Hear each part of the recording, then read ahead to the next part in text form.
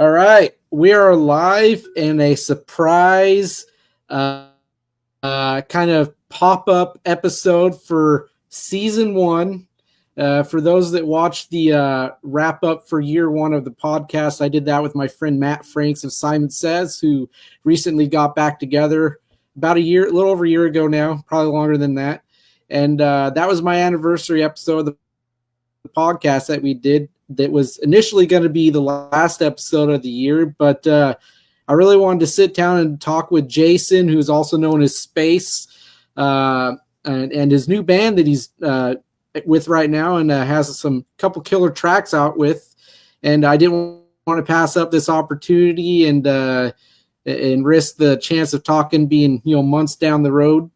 And we'll get into why that is a little bit later into this talk. But I want to welcome you to the podcast. You want to go by Jason or Space? Yeah, Space is probably the most appropriate. I can't remember the last time anyone called me Jason. Okay, I want to make sure. Thanks, man. Well, welcome to the podcast, Jason. How are you feeling today? Thank you. Great, thanks, man. I'm a little befuddled because I'm in the midst of moving internationally. Mm-hmm.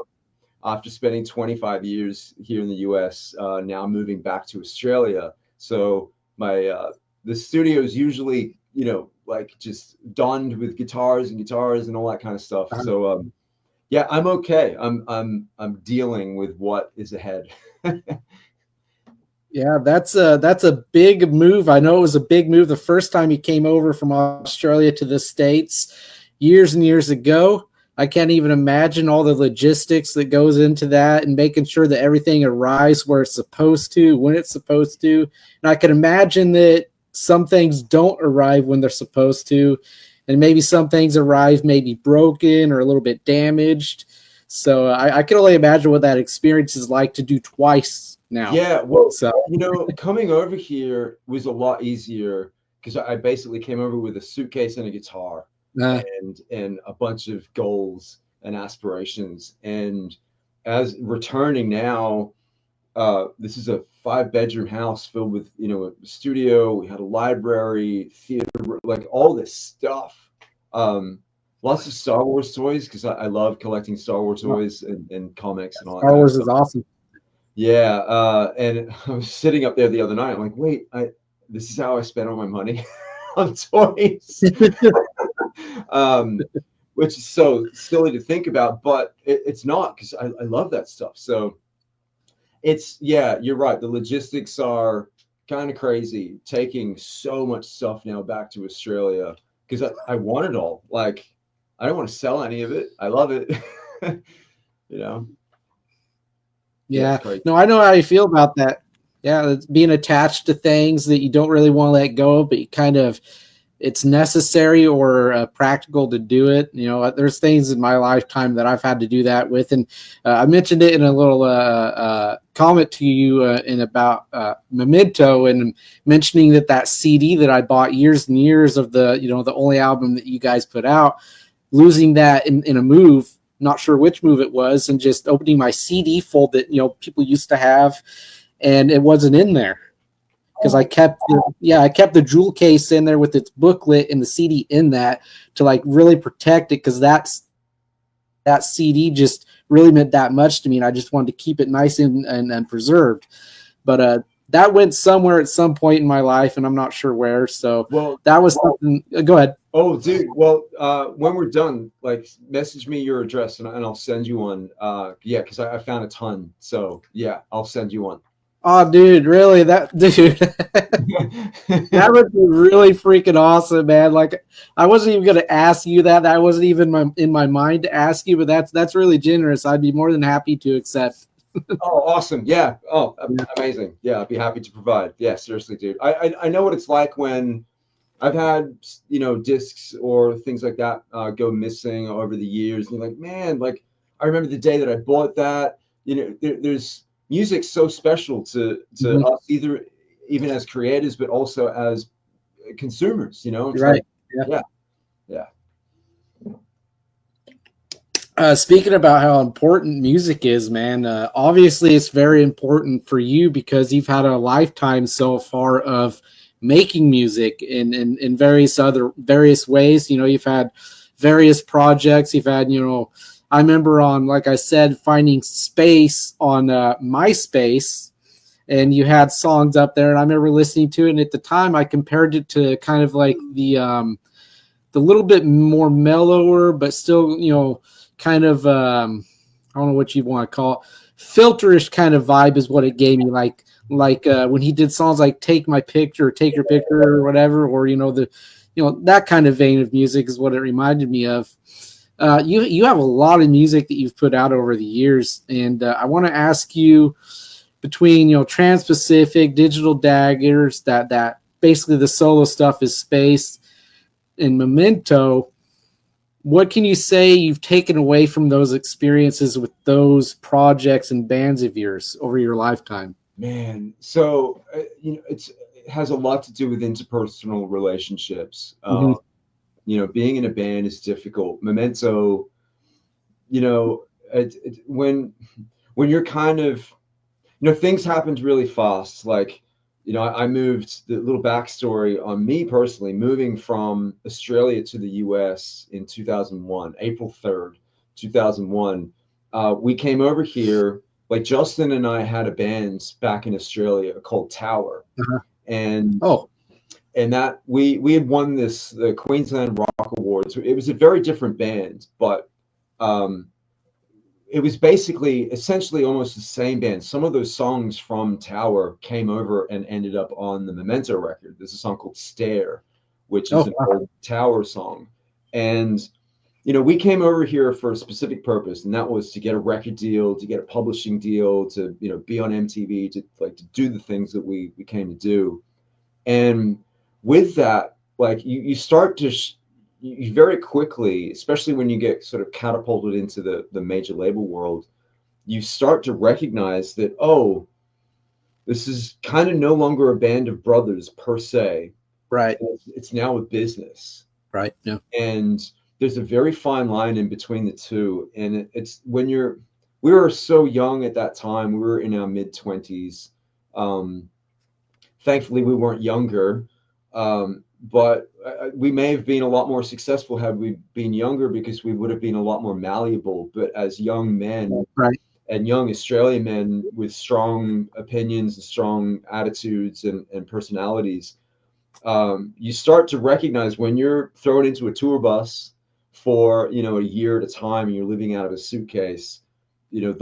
Any indiscretions as far as personalities are concerned, they start to rear their head.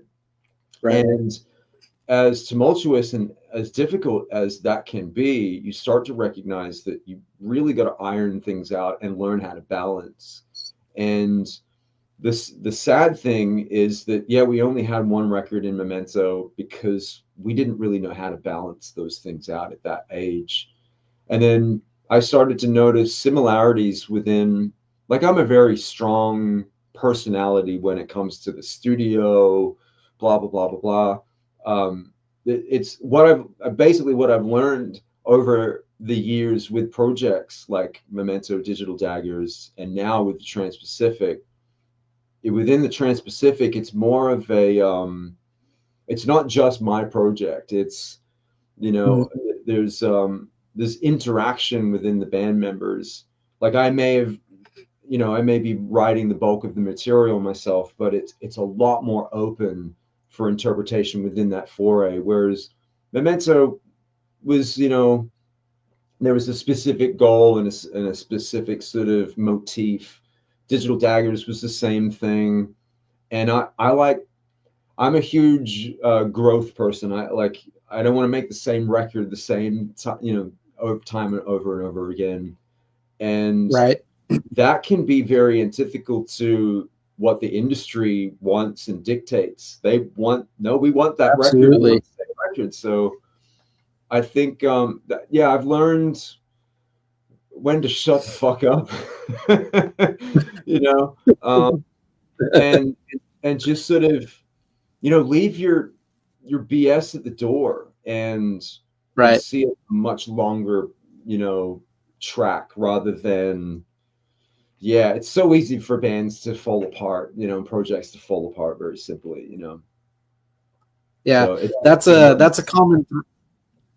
Yeah, that's a common thread I've heard from a lot of people I've talked to with other bands that they've had that just kind of they didn't stand up in the face of challenges, so to speak, whether it was personality clashes or pressures of the industry, if they're they were a major label band or not, because those challenges as far as the major label thing, they don't just exist with the major label; they could exist outside of the major label too, and especially if you're young, when you're out there and you're doing it, that could really be a lot all at once to, like you're saying, balance or find where it was going to work, as fluidly as it can. And before we move on to Memento, and I feel like I already know what this question's answer would be. Was there any talk of ever revisiting Memento, whether it's like a one-off show, Yeah, just for like some kind of closure, or maybe even music, or is that kind of not on the table? it's I mean, the dare I say, I don't think you would see the four of us together again. Um, Right. our drummer, Steve Clark, an amazing drummer, jazz trained, amazing human being. His life and world, as far as I know, is in the real estate world and is got Okay. kids and has moved on. Justin, I believe, Justin and I haven't spoken in a really long time. We all had falling outs with each other, or it all just we all just dispersed in a very Right. chaotic way. But we're all those kinds of guys that would never say never. And we have revisited, I think in 2015 or 2016, we, when I was still living back in LA, Justin was visiting over a Christmas break, and we reconnected, and I said, dude, let's go to the studio. Let's lay something down. And we did. We released a single. The song's called Legacy. Um, and I mean, I'm always writing, and I'm always writing for, like, if I write something, it comes out, I'm like, oh, that's gonna go over here. Because that if and when that ever happens or takes place again, then there's a batch of stuff that's ready to go for something like that. And I think, the short answer to your question is that yes, no, and yes. I think we're much older now. Latz, our bass player, has his own thing. Um, I think we all just do different things. It would be silly to not entertain the thought of creating more music together, because making that record, as arduous as it may have been at the time, it was such a beautiful experience, and we garnered so much from that. Like meeting people like yourself or anyone who we met on those tours at that time. We got to tour with Papa Roach, Marilyn Manson, Ozzy Osbourne, Korn. Like, yeah, A life lot of good ones. changed. Yeah, it was amazing. Yeah. So yeah, I'd love to do a Memento tour. I would absolutely love to do that. Yeah, it's just a matter of who else wants to be involved. Yeah. Yeah. And along with that, timing and just things lining up, and maybe even letting it happen in an organic kind of way. Yeah. So it doesn't feel like it's a forced decision.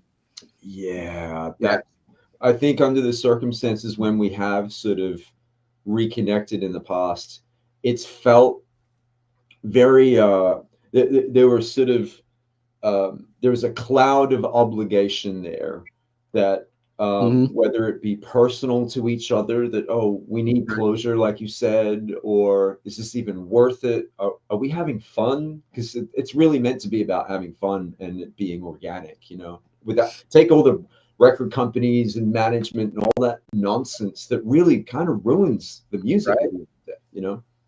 Yeah. Yeah. Well, I totally get it, man. But just know I'd be all there if that day ever came, man. I'd be very happy when Simon Says got back together. I was jumping in my front room, clapping and just, celebrating. My kid, I remember him looking at me like I was insane because, he has no idea how much that band means to me. And then here they are and they're back. It was a great day. It'd be the same thing for Memento. So I'm here for it if it happens. Awesome. Thank you, man. I appreciate you being so willing to talk about, troubles in, in the band and, the challenges that were faced. Yeah, I think it's important. Like, I think as we get older, I think personally, as I mature, and we all have our own hangups, and it's up to us to have develop some kind of self-awareness, Right. figure that, iron those things out, and move forward accordingly. And I think we'd be selling ourselves short as human beings if we didn't do that in Yeah. any foray. And now transition into another topic I wanted to talk about. I do want to know a little bit more about Digital Daggers because, the funny thing is about that is when you said the name, it clicked in my head that I had seen the name before. And like you said, I'd probably heard it on like a TV show or something. And then when I looked up on iTunes, the band and the music, like the covers for some albums and stuff like that were very familiar to me. And then her voice was very familiar to me. Yeah. And so if you don't mind, let's talk a little bit about that because I know you said that it still exists as just you nowadays. But I would love to hear more about it.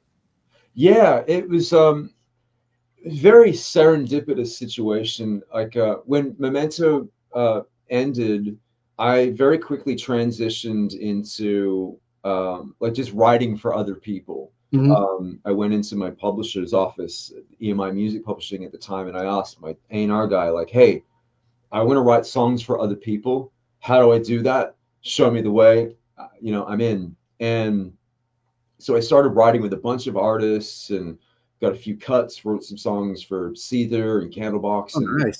all that stuff. And I was in studio mode. So I had this at a recording studio that I built on Hollywood Boulevard, um, right in the middle of Hollywood, and it was like this little cave, this little cavern thing that I created. It was awesome. I have artists come in and out, and I started getting bored with just I was tasked for writing for artists like Kelly Clarkson and Katy Perry and that type of pop sort of world. And very quickly you can recognize that you're just banging your head against the wall, and you're not moving forward. So I had asked my team, "Hey, are there any co-writers that you could team me up with to just write for the sake of writing?" So they teamed me up with Andrea Wass, who was also signed to EMI Music Publishing. She was signed from the Canadian office, and I was in LA, and she was living in LA. So they paired us up, and very quickly, like we just hit it off. We became fast friends, best friends, and yeah, just we were in the studio every day, and we were writing more of that pop stuff, and we almost got a Katy Perry cut. We almost got actually, yeah, almost got a Kelly Clarkson cut, and and something happened, and it really let us both down, and we didn't get this cut, whatever. And I remember saying, "Look, I want to make music for me, for us. Let's just have fun." And I remember turning around and putting my hands on the piano, and it just started. Like that was the beginning of Digital Daggers. And because I think we had spent so much time together, we had bonded so closely together, um, we it just worked, and it was just such a good coalescing of two minds, like complementing each other. And very quickly, like I was just submitting songs. Like I'd finish something up in the studio, I'd send it to my A&R guy, um, just for shits and giggles, like, "Hey, what do you think about this?" And in turn, he was sharing it with the film and TV department at the publisher. So that department, their responsibility is to place songs into TV shows and movies and Right. such. And I found out that could be rather lucrative, especially if you're creating your own masters. So master recording.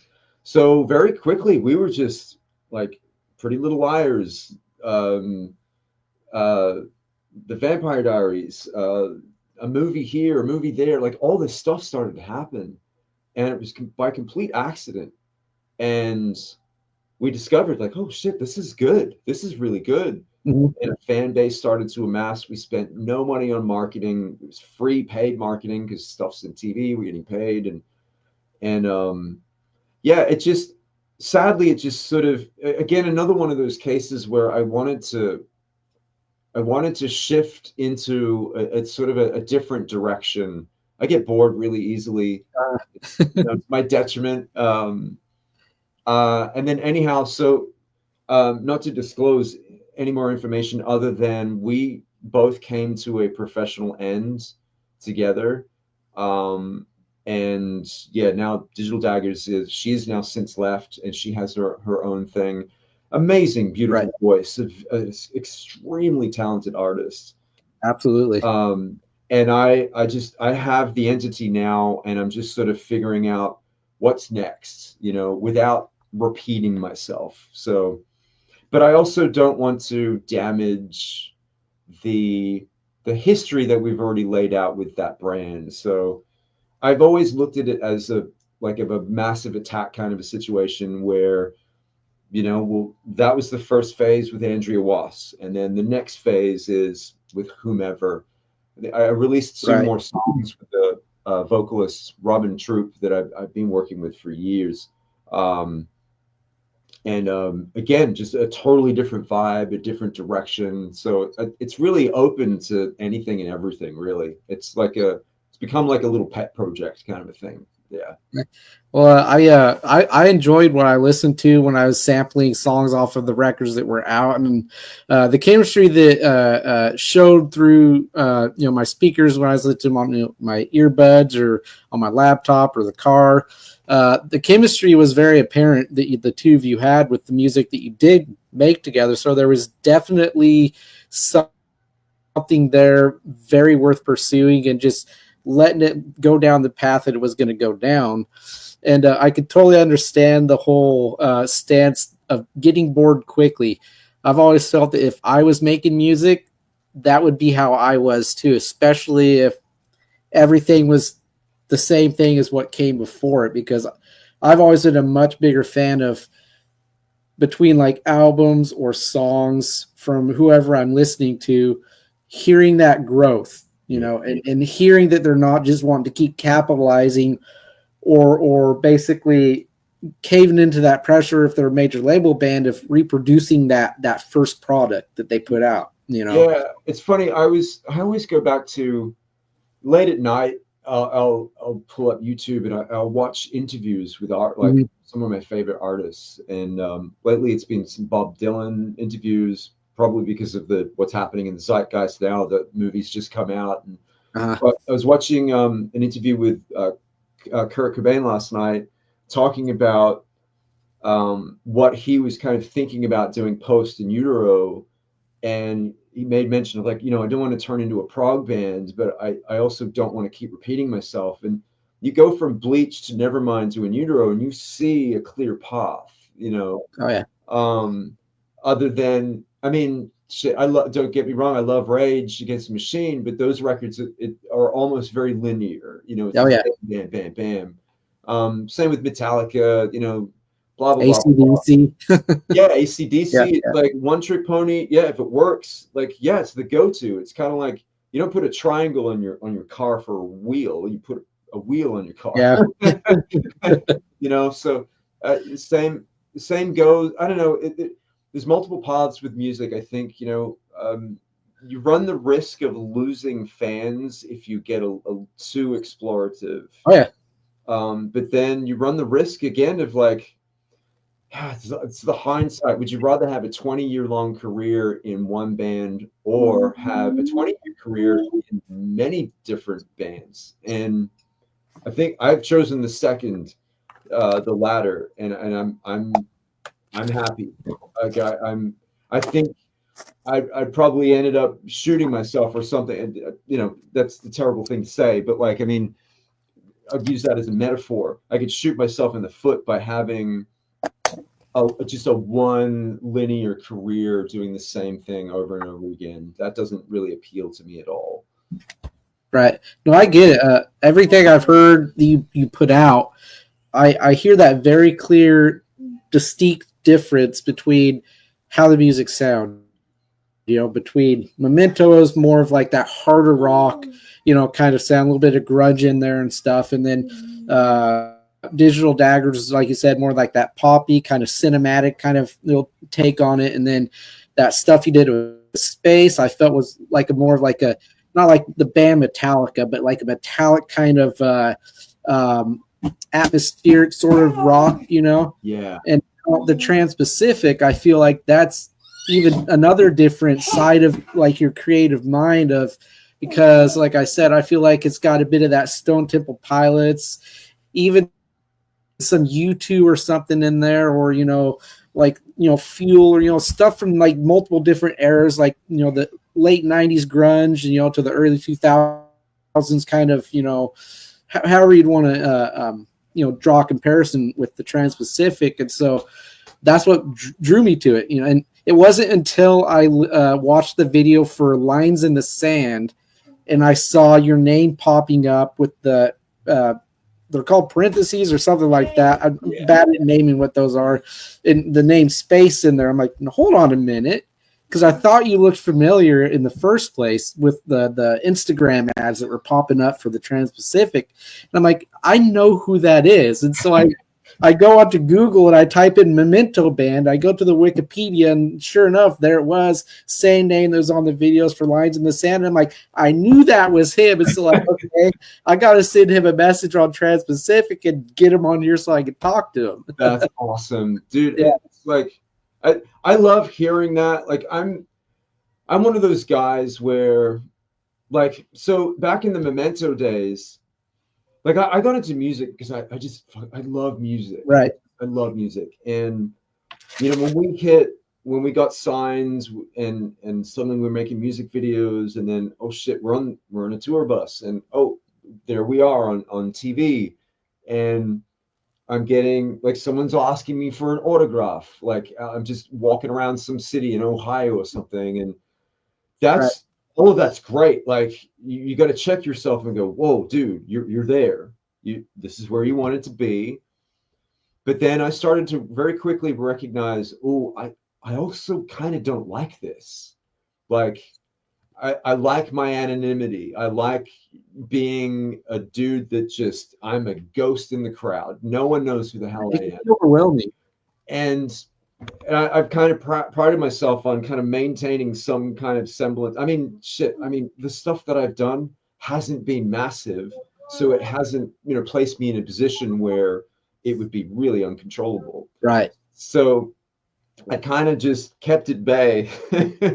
And it's nice to hear someone like yourself kind of draw that lineage and go, oh, wow. Oh, wait, wow. That's what that's kind of the shit that I've been looking for. Like, right. You know, finding that needle in a haystack, I guess, for lack of a better term. So yeah, it's like, it's weird, but I also recognize that, oh no, dude, it's time to put yourself out there, because if you want to further this, you've got to put those shoes on and yeah, keep it going. Yeah, exactly. So it's been, you know, it's Transpacific has been sort of eye-opening in that regard for my own personal growth of recognizing, oh shit, I'm a singer now. Like, I've always sung, I just never thought I was very good at all. But I've been getting over that, and yeah, I'm over that now. If that makes any sense. So it's nice to hear that lineage, man. Like, yeah.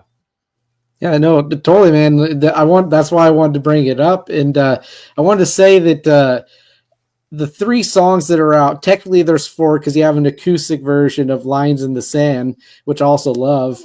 And I actually tend to like the acoustic versions of songs in the first place, typically more, depending on how it's arranged. But the Afterlife has definitely been my go-to song that I just keep going back and listening to, because the way the song just, it's kind of like, to me, that perfect combination or pieces that are perfectly coming together. I got a comment here that I'll mention. You can probably see it, but the song just has such a kind of like a beautiful way of unfolding as it goes on, and it almost puts you in a dream-like state listening to it, because it's kind of like this, and floaty even. I remember when I first heard it the first time, I just got really relaxed and just immersed by it and just captivated by, the arrangement. And I said it in an Instagram message to you that your playing has always been, to me, very unique. And you're not a guitar player that relies heavily on, those power chords to build the layers in a song. You like to use, in my opinion, the instrument literally as an instrument to build the soundscapes in your songs, and kind of have it, because typically I like to think like the bass or the drums is kind of like the heartbeat in a song. Yeah. Whereas with you, man, like, you kind of make the guitar the driver. Yeah. Yeah. Yeah. Thanks for knowing. Yeah. Thanks, man. Like, it's, thank you. It's funny that song in particular, like, it's an old song. I remember, so Tower, the band that was before Memento, we had won the Queensland Rock Awards in 1995, and part of our prize money was we all had like $1,000 each to spend, each member, at the music store, Australian Academy of Music, to pick out what we wanted. And I remember being in the store that day, and I picked up this acoustic guitar, and I'd been messing around with that verse for about a week or so. Right. I started strumming that, and Justin was on the other side of the store, and he come running over. He's like, "Dude, what is that?" I'm like, "Don't worry about it. It's working on. Shut up." Yeah.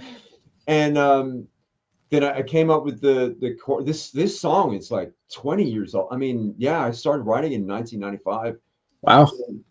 And it's just been laying dormant there for years. And I get really precious about, like, I'll withhold ideas because I have millions of them. Like, I have 20, 30 hard drives here filled with like thousands of songs that hopefully will get released. Like, the Transpacific stuff, these are all old songs that have been sitting on hard drive forever, and I've just revisited them. So it's nice to hear that a song like Afterlife gives that impression, because I've really spent the time to really, like, what is this thing and what is it saying? What's the message? And I'm a huge fan of stream of consciousness writing. Like, I'll pull up a microphone and I'll loop the verse, and I'll just jump on the mic, and whatever comes out, and then I make sense of it after the fact.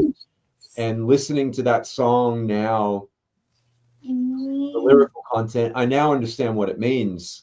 And I'm sure it means a totally different thing for every single person, because that's kind of the whole point. Right. You know what I mean? So Yeah. It's nice to hear that. Like, I really appreciate your appreciation.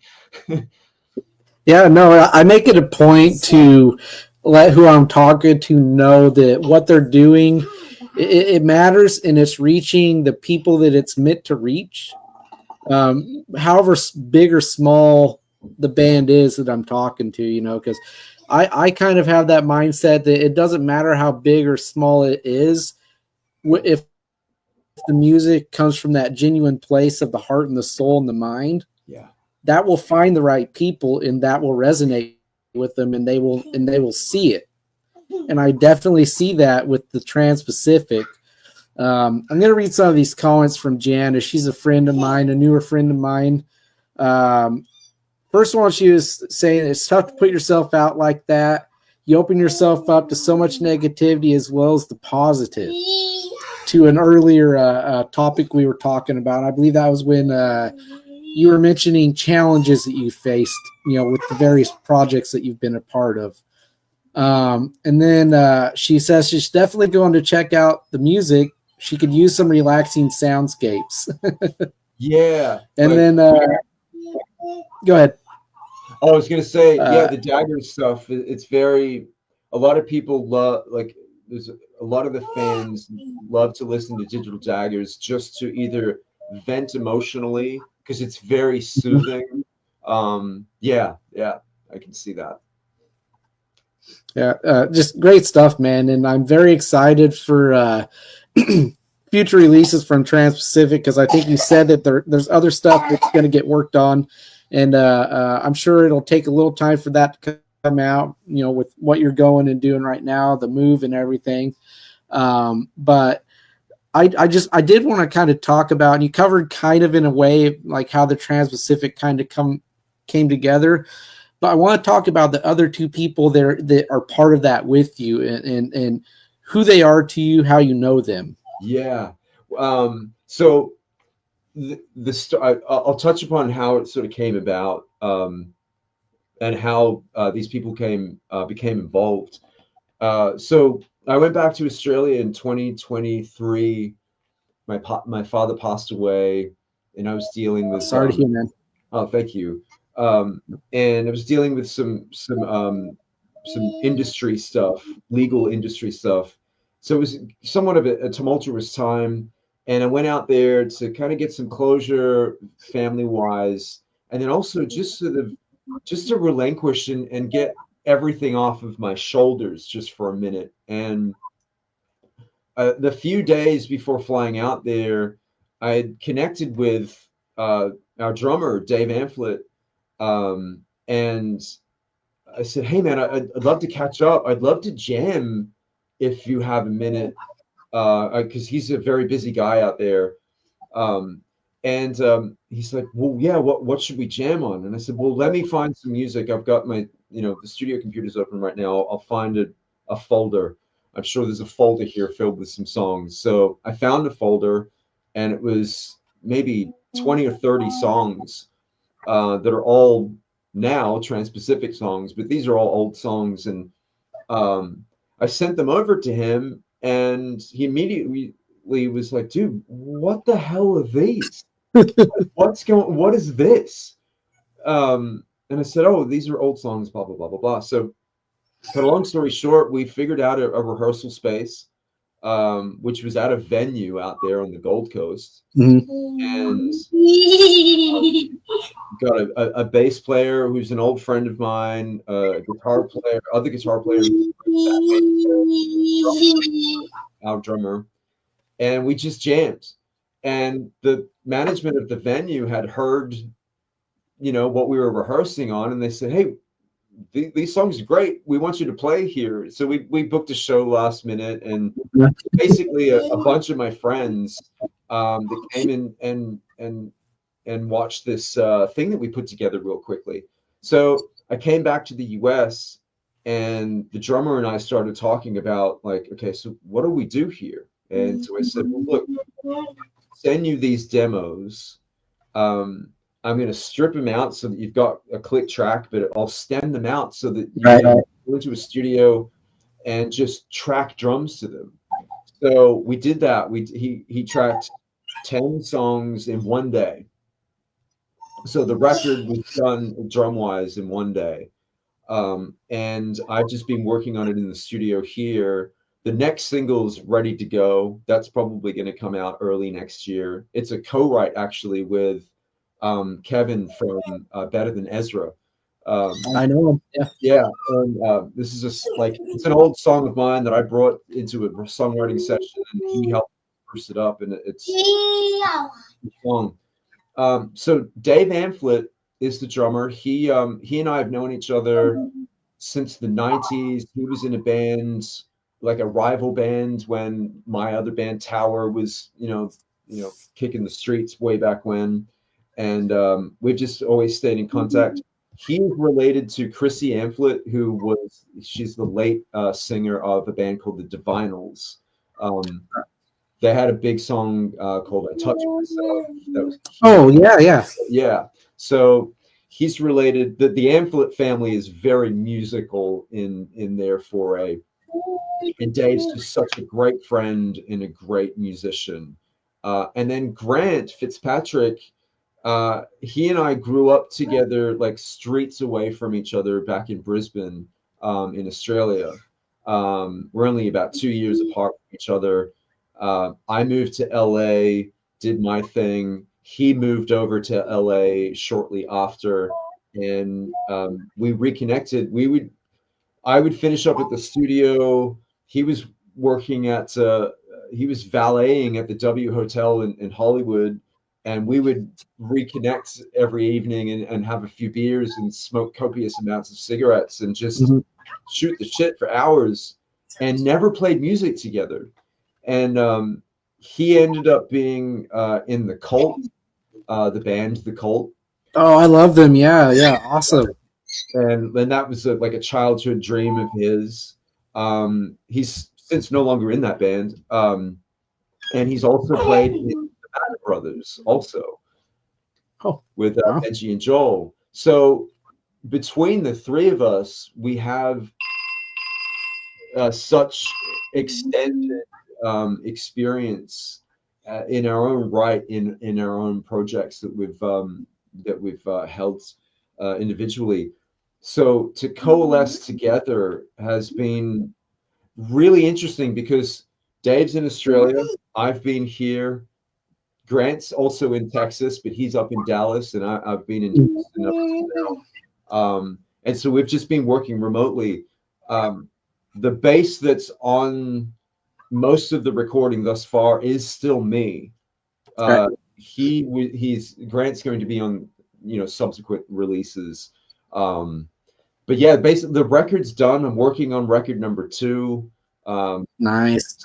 and that will be a shift away from sort of the grunge sort of like space. Yeah, it's I'm more passionate about the Trans-Pacific than I've been about any other project that I've been involved in. And that's not to belittle any other projects that I've been in before. I'm more excited about this because Mhm. I'm actually in a band with like my my friends, and it's about fun rather than, oh, let's get signed, let's make Mhm. money, let's it just feels comfortable and natural. That's how you know it's right in your gut. Yeah, and it's to be honest with you, the style of music is more in line with I love STP, like I love Filter, I love like there's some Bowie-esque stuff, Mhm. you know. Yeah, I think being the vocalist now also and being at the helm of the lyrical contents, um, like I I tried to help in that regard with Memento. I was more the music guy in Memento. Daggers, we both co-wrote lyrics. Um, and now yeah, I've learned so much from each one of those previous experiences now that I'm like, okay, I feel comfortable with this. I feel comfortable in my skin and with these people. Yeah. Yeah. Well, like I said about Digital Daggers, the initial music that you put out, it translates into the music the chemistry that the three of you have with the Trans-Pacific, and you really know when something's feeling good to the people that comprise a band when you could hear it in the way the music was put together. You could hear it as much as it shows, Yeah. and so that makes me love the music more because when you can tell that something's been forced or that something just wasn't really super organically uh the way it happened, it was super organic, it almost takes a little bit away from how much you're going to enjoy it. It's like a mood dampener in a way. Oh, absolutely. Yeah. And I feel like I don't listen to modern music. I kind of I've always refused myself from doing so. I'll check in from time to time. Um, and I'm usually I I'm blown away if I find something that's like, oh wow. like nothing but Thieves was probably the last band that I discovered a few years ago, and it had already been like Mm-hmm. I think it was Amsterdam that I discovered. I'm like, whoa, what the hell is this? This is awesome. Um, and I mean, yeah, I just always go back to the the the former years. I still listen, like, Uh, John Frusciante records. Like, give me that stuff all day long. It's obscure, it's weird, and it places me in a dream state rather than, oh, what sells, what sells, what sells. right. Before I segue into something related to that, Jana came on here again and said that Digital Daggers and Memento are very prominent on her playlist. That's awesome. Yeah, and to tie into what you just said there about modern music versus music from the past, I'm kind of the same way with that. I have that older music that I hold very near and dear to my heart, like Memento and like those early Stone Temple Pilots records, and going even further back to like some Johnny Cash and Tom Petty and stuff like that. And the reason why is maybe for the same reason for you, is that a lot of modern music feels a little bit too artificial. You know what I mean? Just it's not as human as it once was. And I'm not really meaning like the AI aspect or anything like that, but just how alike everything is to the next band or the next pop artist or whatever. A lot of it's just so familiar and so the same, with very little distinction between it. But that's just the big label industry that's just pulling those strings, and and for the reason why they're very good at paying attention to what people are paying attention to, Yeah. and how the music is sounding currently, and how to capitalize on it. So that's why with the Transpacific and other bands that do the same thing, it's not the same thing as what's popular. And that's why to me it's to me better, like a lot better. And it just feels it's a lot more genuine, than something that you're hearing on the radio all the time. Yeah, no, I absolutely agree. I think, like, I still try to act and think like a consumer, Mm-hmm. because you have to, as an artist, you have to have your feet on the ground, but then also not so much so that you're anchored to, well, that's what's cool. So I've got to, if I'm Mm-hmm. going to be cool, I've got to go do that. So on what the interesting experience that I've been very fortunate to have had back in LA, being signed to like the biggest publisher in the world, having a great A&R team, and they're directing you into like, oh, so you're working with this artist today, you're working with this artist tomorrow, blah blah blah blah blah, and your role is to, you got to write hits. Mm-hmm. And a hit can mean, it used to mean a good song is a good song is a good song. Can it be played on an acoustic guitar? Because if it can, then someone else can play it in a bar down the street, and that, or is it the production? Has it been chopped up in a certain way? Right. Like, oh, this sounds new and weird and Skrillexy, or for lack of a Right. term. And there's that cachet that's attached to both things. And I'll always anchor myself to this good song is a good song is a good song. Absolutely. And again, if it goes back to it, rearranging things, like I found myself in a position where I was doing a lot of covers for Sony and EMI. And I remember one of the guys from Tears for Fears came up to me at a venue one night. We were watching a show, and he comes up and he's like, "Hey, Face, right?" I'm like, "Yeah." He's like, "Hey, thank you so much." I'm like, "Oh shit, we made like 50K Uh-huh. just from doing a cover that went into a television show." And because he owns the publishing on the song, hey, and we made him money because we reconfigured the song in such a way Wow. that so there's the reason I bring that up is that fragment of data is very important as a producer and a songwriter, because you have to think about, well, is this going to generate revenue? And that's hard to get rid of and chip away because you want to have a career in music. But then you have to not be afraid of going against the grain and Right. imagining a Tears for Fears song in a different light so that it has a new life. And so, like you said, modern music that is very same-ish. It's all same, like country music. Oh, country, country, country, country. I remember when country came and went last time, and I remember when it went the time before that. Yeah. So there's only a amount of time that that's going to go away again, and we're going to be back to normal in some regard. And that's no disrespect to country music at all. It's just it's become something that's just a little too much for whatever Oh yeah. comprehend. But you know, I'm not. I love going against the grain. Like if everyone's doing one thing, I know exactly what I'm going to do. I'm going to look in the other direction, go the other way, Yeah. and it's always worked out because I value the art over being in the cool kid crowd.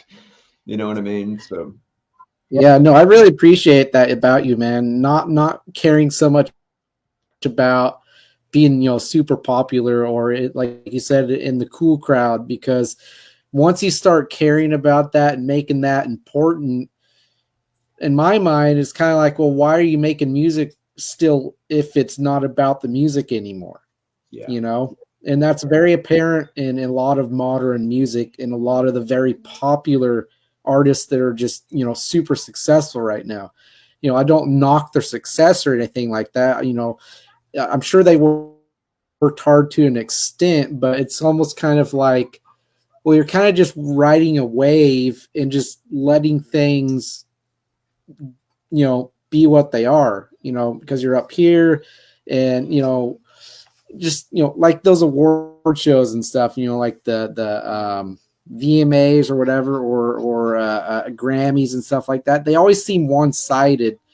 And wasn't until recently where you started to see again, like metal bands being nominated. Like, I can't remember if Gojira was one of them that was nominated recently, or, you've seen Metallica in there and stuff like that, but it was still the popular names that were nominated in those categories like metal and rock.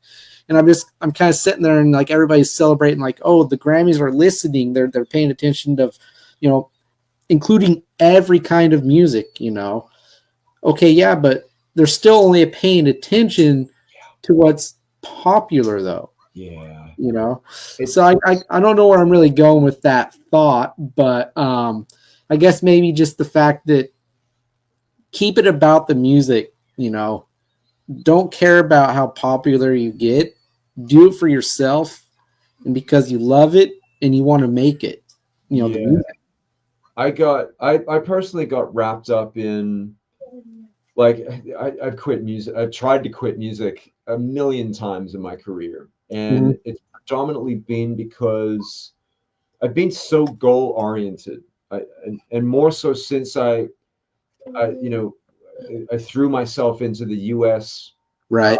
Mainstream market, and you can get lost in that train of thought of, meeting this expectation, da da da da da. I've rubbed shoulders and been in rooms with other great songwriters that have, like, just, I mean, number one after number one after number one, and that's their goal, and that's they do it well. Mm-hmm. And I've tried to sort of place myself into that mentality, and I'm too antithetical for that. I'm not that type of person, and I wholeheartedly envy that. But I got to the recognize, like I recognized that that's not something that I want, and so I had to say goodbye to that. Like I hit the strides that I wanted to hit, and all those check boxes and all that kind of stuff. But I guess my point I'm trying to make is that you can get wrapped up into the politics of what the music industry can be, And within that political sort of foray of that aspect of the industry, like I went to all the Grammy parties and Grammy, like the whole thing, and you recognize that, oh well, yeah, they got the nomination because all the people on the board recognize that, you know, it's a thing, it's like a whole thing. And fuck that game. Like Yeah, no kidding. like it's sure, I get it. Like if you want to be that rich famous rock star guy on the cover of magazines and play that game, yeah, hats off. I mean, it's a lot of work. It's a different type of work. I'd much rather be a Peter Gabriel guy that's like that. Imagine Peter Gabriel that never had any success but released 20 records and everyone loves them. You know, I'll take that over anything. Like as long as I can pay my bills and still make music, I'm a happy man. Yeah. All that other stuff, oh man, I don't know how people survive like mentally. Yeah, no, I would be a wreck if I was an artist that was, you know, super big and, you know, in all the politics and everything. I don't think I would survive in that kind of climate, you know, because to begin with, that's not my personality anyways. So I don't think I ever would stay that kind of, you know, prolific person or whatever you'd want to say. So I definitely prefer to be obscure myself and just be my own little, you know, room or whatever, making what I make and happy. And like you said, making ends meet, getting, you know, paying bills, having food on the table. As long as I have all of that, I couldn't be happier, you know? Yeah. I think one of the main reasons why I'm moving back out to Australia is to, for one, I've done everything that I could do here. Right. And that yeah, it's that when you recognize what that the rat race is, and you don't want to play that game any longer, then you're best like it's time to move on. Yeah. Yeah. So I'm like I'm looking forward to sitting on the beach with an acoustic guitar and writing in an open space rather than in a studio where wait, so it's got to be okay, no, it's too long. I got to cut that section. Like, you know, you get stuck into that mindset of the model of what the industry is, and Mm-hmm. it all comes back around. Like, you know, one day there wasn't a Smells Like Teen Spirit, and then what the next there was, and then everything changed, and Mm-hmm. it's just that notion of the antithesis, the difference of like, oh wait, what's this? It doesn't sound like everything else. Yeah. Well, before I'm going to start wrapping up here pretty soon, but I wanted to say I kind of get the impression you might be like this, maybe to an extent. I am an avid.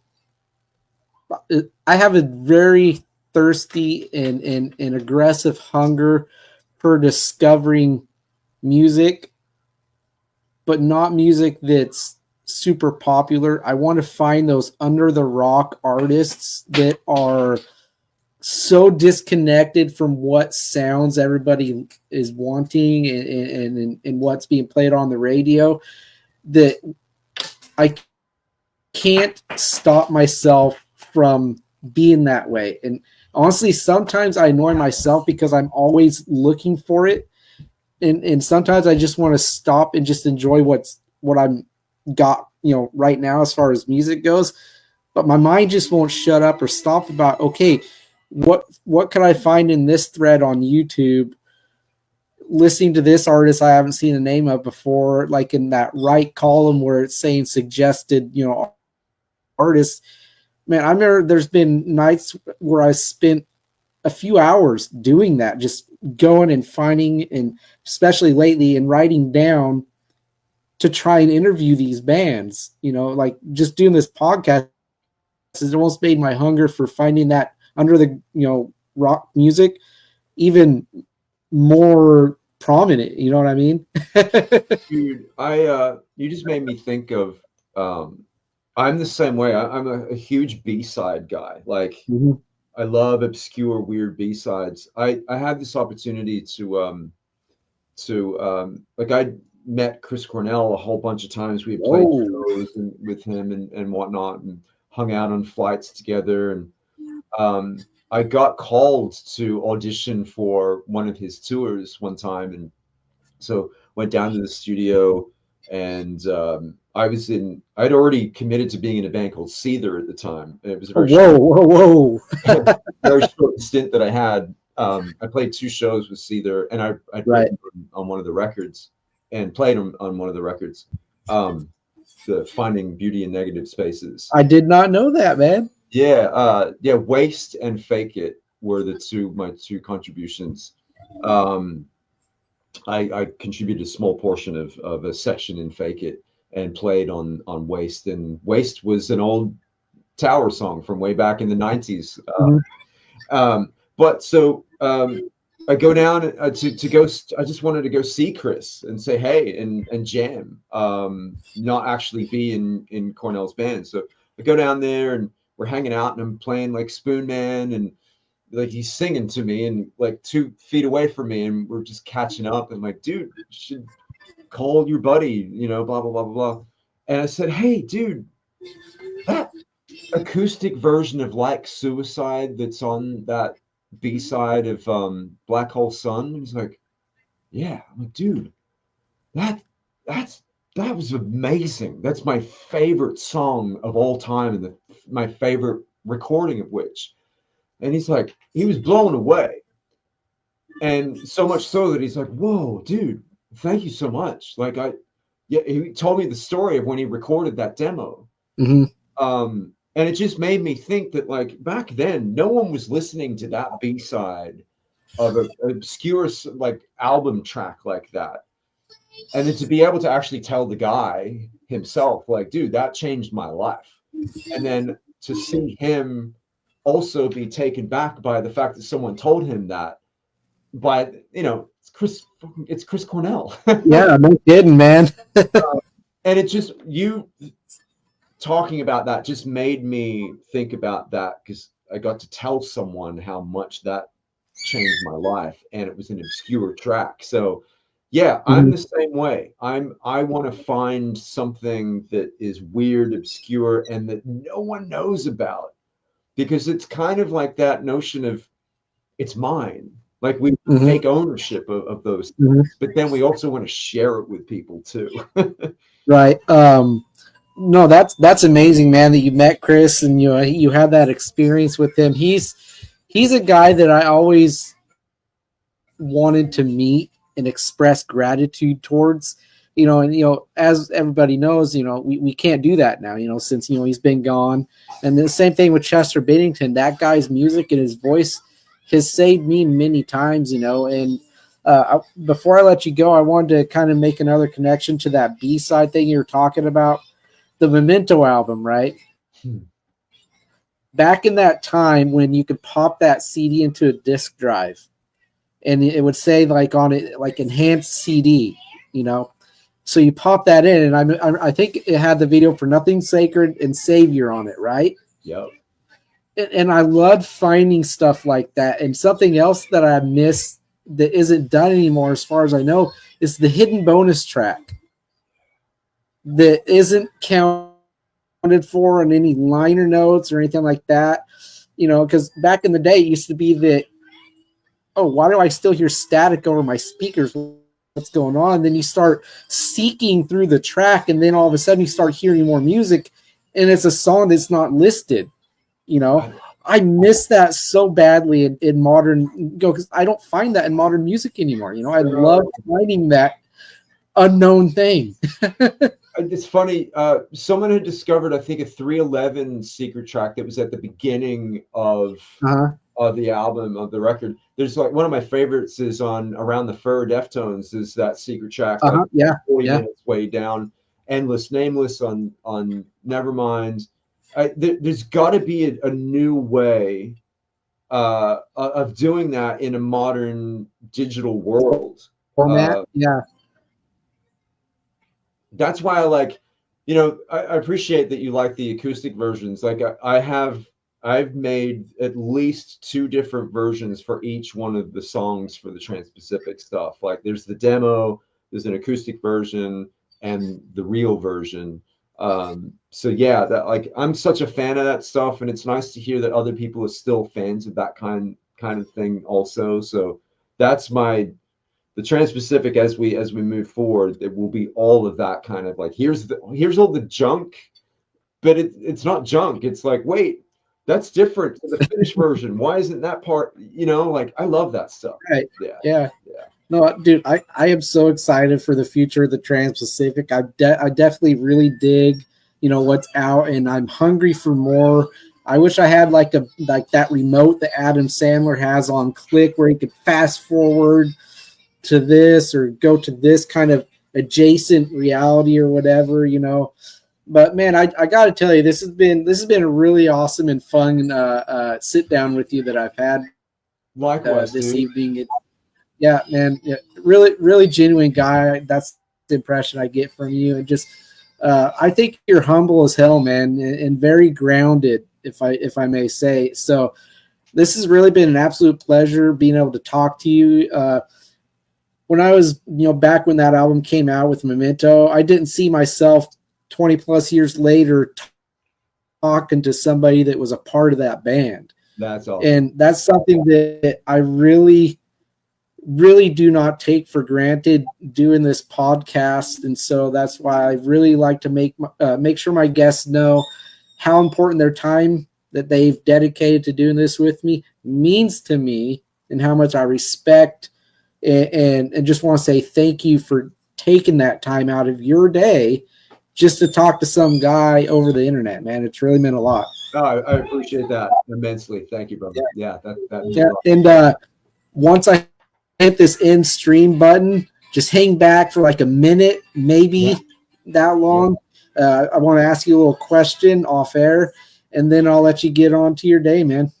Awesome. Well, dude, it's been an absolute pleasure. Like I really enjoyed our time speaking today. Yeah, I think I can already see and sense like this is actually a friendship that's developing. So yeah, very Yeah, much. I couldn't agree more, man. Yeah, awesome. Couldn't agree more. Thanks everybody for tuning in. Thank you, Jana, for coming in and asking some questions and letting Space know your love for Memento and the music he makes, and that you're going to check out the Transpacific. I'm going to put this up on the YouTube page as soon as I download it, and that whole thing there. And I will see everybody on the next one. Awesome. Thanks, Jana. Thanks for your question.